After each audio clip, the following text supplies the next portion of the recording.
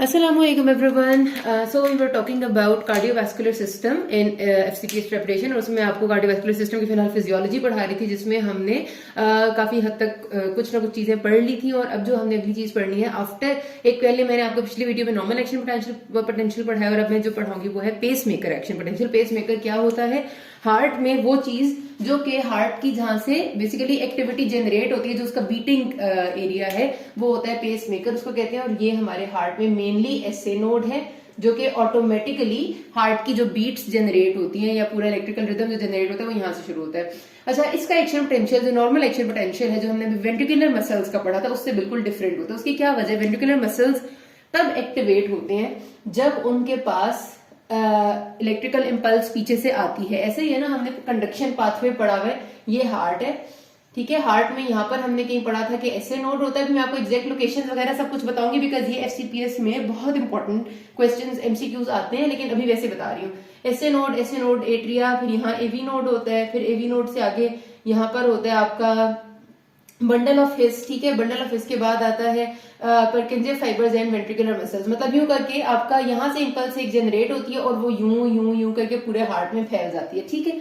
अब जिस जगह ने एक्टिवेट होना है इंपल्स के आने के बाद उसका एक्शन पोटेंशियल डिफरेंट होगा, जाहिर सी बात है कि उसका सिलसिला अलग होगा। और जिस जगह ने ऑटोमेटिकली जनरेट करते रहना है इंपल्स उसका एक्शन पोटेंशियल डिफरेंट होगा। अब आपने अगर वो वाला पिछली वीडियो का एक्शन पोटेंशियल आपके जहन में है तो ये बात आप जहन में रखना। एक और बात इंपॉर्टेंट बात मैं यहाँ पर बता दूं कि मैं अब जितनी भी वीडियोस बनाऊंगी ये ना मैं सिर्फ आपको फर्स्ट एड से पढ़ा रही हूँ, फर्स्ट एड के सीक्वेंस से मैं जरूर चलूंगी, बट मैं आपको उसके दरमियान में जो जो टॉपिक आ रहा है एग्जैक्टली रफी में, रफीउल्लाह जो आपकी एक एफसीपीएस के पॉइंट्स की बहुत अच्छी किताब है, अगर आपने सिर्फ पॉइंट्स पढ़ने हैं तो उसमें एग्जैक्टली जो एमसीक्यूज आते हैं ना वो उन्होंने लिखे हुए, ठीक है। एफसीपीएस में जो एमसीक्यूज आते हैं तो जो उन्होंने रफी में उससे मुतालिक एमसीक्यू बनाए हुए वो मैं आपको साथ ही साथ बता दूंगी ताकि आप वो पॉइंट खास करके याद रख लें और खासतौर पे एफसीपीएस हो या एमडीएमएस हो दोनों की तैयारी आपकी इससे हो जाएगी। लेकिन खसूसन जो एफसीपीएस की मैं बात करूं तो उन्होंने ना कुछ लफ्ज अपने एमसीक्यूज के लिए बड़े इंपॉर्टेंट रखे हुए। जैसे मैं आपको बहुत आसान सी एग्जाम्पल दूं कि एक एमसीक्यू आता है एफसीपीएस में हार्ट का ही कि वेंट्रिकुलर डीपोलराइजेशन ईसीजी पे कौन सा एरिया बताते हैं। अगर वो कहते हैं कि सिर्फ वेंट्रिकुलर डीपोलराइजेशन लिखा हुआ है तो आप कहेंगे क्यूआरएस कॉम्प्लेक्स। साथ ही वो एक और एमसीक्यू देते हैं कि कंप्लीट वेंट्रिकुलर डीपोलराइजेशन, कंप्लीट का लफ्ज लगा देते हैं। पूरा एमसीक्यू तो लंबा सा होता है जाहिर है, लेकिन कंप्लीट का लफ्ज लग जाएगा। कंप्लीट वेंट्रिकुलर डीपोलराइजेशन हार्ट के ईसीजी में कौन सा सेगमेंट बताता है, तो उसमें आपका आंसर बदल जाता है। हालांकि कितना एक फर्क है, थोड़ा सा फर्क है, लेकिन उनके हिसाब से सिर्फ डीपोलराइजेशन आएगा तो ये आएगा। अगर कंप्लीट हमने बतानी है तो फिर जो बात आएगी वो आ जाएगी कि आपकी बेसिकली वेंट्रिकुलर डीपोलराइजेशन जो पी वेव है उसके खत्म होने के बाद शुरू हो जाती है, फिर क्यूआरएस कॉम्प्लेक्स और फिर टी वेव। तो वो कहते हैं कि एस टी सेगमेंट जो ये है ये कंप्लीट वेंट्रिकुलर डीपोलराइजेशन बताता है, ठीक है। तो मतलब ये मैं आपको बताने का मकसद ये था कि एक का आंसर क्यूआरएस है, एक का आंसर एसटी सेगमेंट है। ये भी डिटेल में आगे डिस्कस करेंगे हम, लेकिन मकसद ये था कि उन्होंने एफसीपीएस वालों ने कुछ खुसूसन लफ्ज इस्तेमाल किए होते हैं एमसीक्यूज में जिसकी बेस पे वो आंसर बदल देते हैं। तो मैं आपको साथ साथ लाजमी बताऊंगी रफीउल्लाह ने, डबल ए नोट्स वालों ने और जो अच्छी किताबें हैं जो आप लोग पढ़ते हैं उनने ये मेंशन किया हुआ है, पर्टिकुलरली बिकॉज मेरे हिसाब से या मैं अपने एक्सपीरियंस की बात करूं तो मुझे रफी से ज्यादा अच्छी कोई किताब नहीं लगी अगर सिर्फ पॉइंट्स या एमसीक्यूज, पास्ट एमसीक्यूज की बात की जाए जो पढ़ने हो तो मैं आपको साथ साथ वो बताती जाऊंगी। एंड डेफिनेटली एसके सीरीज, जो रिसेंट एसके सीरीज में वही सारे क्वेश्चंस आते हैं जो रफी के पॉइंट्स में होते हैं, ठीक है। रफी के गोल्डन एमसीक्यूज फाइल्स की बात नहीं मैं करी है, प्लेटिनम फाइल्स की। I am talking about Rafi के पॉइंट्स एंड एसके सीरीज के MCQs which is always seems to be a best combination for myself. अच्छा जी, तो पेस मेकर एक्शन पोटेंशियल की मैं बात कर रही थी। तो ऐसा है कि ऐसे नोट से जनरेट हुआ और आगे चला गया, ठीक है। अब इसका एक्शन पोटेंशियल की शक्ल भी थोड़ी सी डिफरेंट है, इसके फेजेस भी थोड़े से डिफरेंट है। याद रखिएगा कि एक हमारे पास होते हैं चैनल्स की अगर बात करें तो फास्ट सोडियम चैनल्स।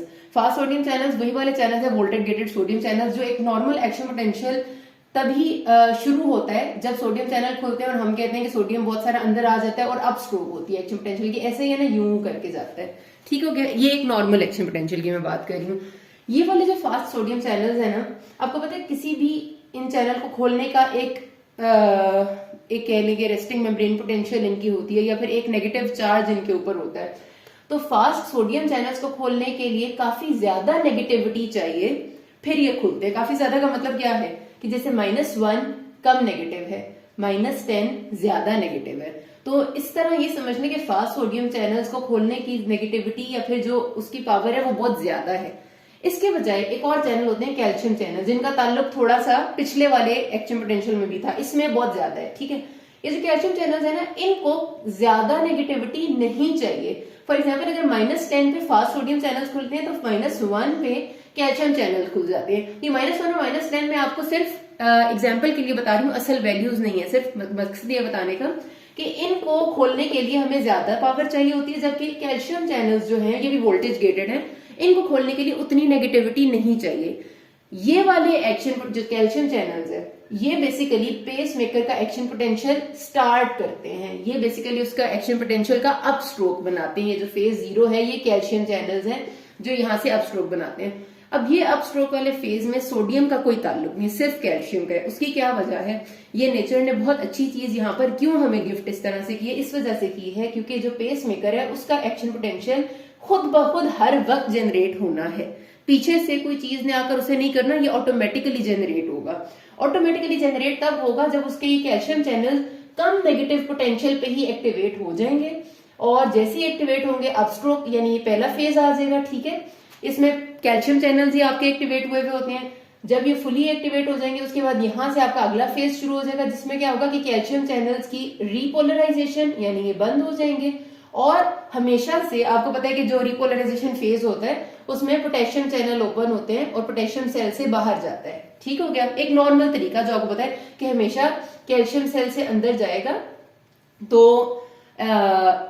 जब भी कोई भी आयन सेल के अंदर आता है तो एक्शन पोटेंशियल जनरेट होता है, चाहे वो सोडियम है चाहे वो कैल्शियम है। नॉर्मल सेल्स की सूरत में सोडियम अंदर आता है तो एक्शन पोटेंशियल जनरेट होता है। पेस मेकर की सूरत में कैल्शियम अंदर आएगा तो एक्शन पोटेंशियल जनरेट होएगा, सोडियम नहीं आएगा। ठीक है, और रिपोलराइजेशन के टाइम पे पोटेशियम बाहर जाएगा, रिपोलराइजेशन हो जाएगी। ठीक हो गया, ये दो फेज तो आपको समझ आ गई। यहां से यहां तक वाला कैल्शियम डिपेंडेंट, यहां से यहां तक वाला पोटेशियम डिपेंडेंट हो गया। अभी तक सोडियम नहीं आया कहानी में।